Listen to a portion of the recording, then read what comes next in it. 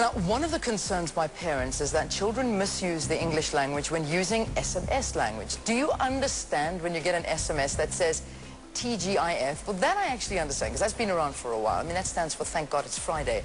Or this one I don't get, SMH, Shake My Head. That is apparently what it stands for.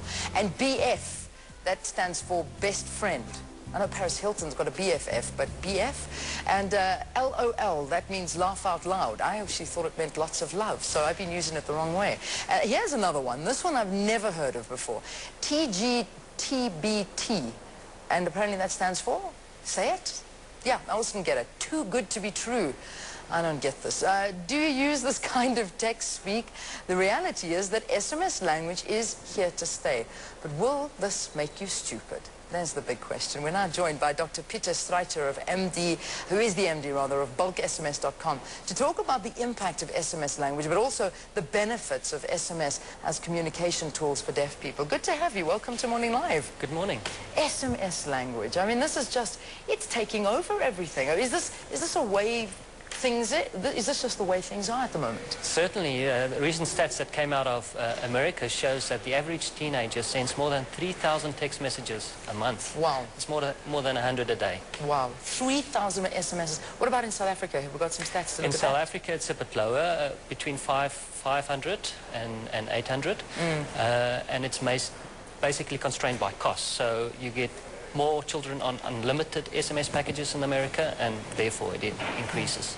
Let's not kid, it is an amazing tool. SMS is, for me in my life, one of the best things ever. I'd rather just get straight to the point. You don't need to have an entire conversation to just answer one question. At least, yeah, you SMS, you get your answer straight away, which is a great thing, and a great tool for the deaf, which we'll talk about in a short while. Yes. But what is it doing to the English language? That, I think, is the big question today. Well, a lot of people fear that in 10 years people won't be able to write English properly anymore. Yeah. And I think that fear is unfounded. A study last year by student Christy Winsker, she did a master's thesis on the topic, and she showed that grade 11s used less text-speak in their formal language compared to grade 8s, even though they've been using SMS messaging for a much longer time. So the point she made was that people or kids are capable of making a style shift, and it's merely a style shift. You know, kids talk to their friends in a certain way, they talk to their parents in a different way, and at work each of us talk in a different way. So that's simply a style shift, and SMS language is also a style shift, and people are capable of making that change. But obviously this is the youth, because this is a young thing. Thank goodness I don't communicate with too many youngsters these days over SMS, otherwise I wouldn't understand what they're saying. But is this filtering into their schoolwork? Is it something that's to a certain extent, harming them? But not as much as people might think. Yeah. And again, if teachers don't tolerate it, children are capable of removing it completely.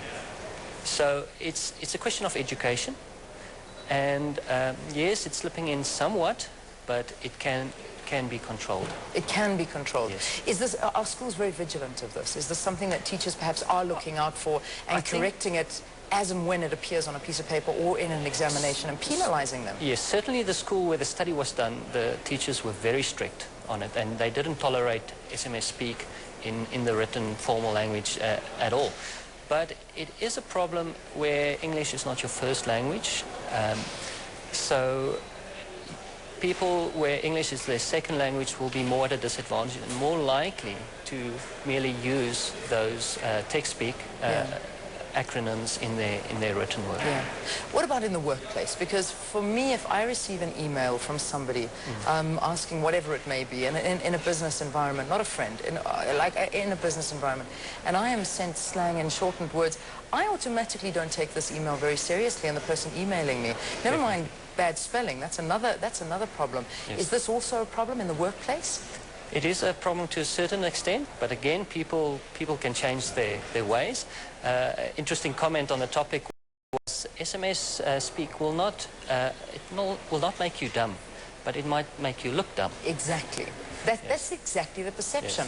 Because we've got an SMS line here at Morning Live, and I don't get to see most of the SMSs, that come through, because we've actually got guys that sit and try and edit what is being written on these SMSs. Yes. And some of the SMSs don't go on air because we have not even the slightest clue what they're talking about. And these are people that are spending money sending us these SMSs, and yet it's so abbreviated that nobody knows what they're saying. So it is detrimental in a way. Certainly. I think also it creates a community amongst the people that do understand it, which sometimes adds to the generation gap. So I think parents have to engage with their children at the same level as well, Yeah.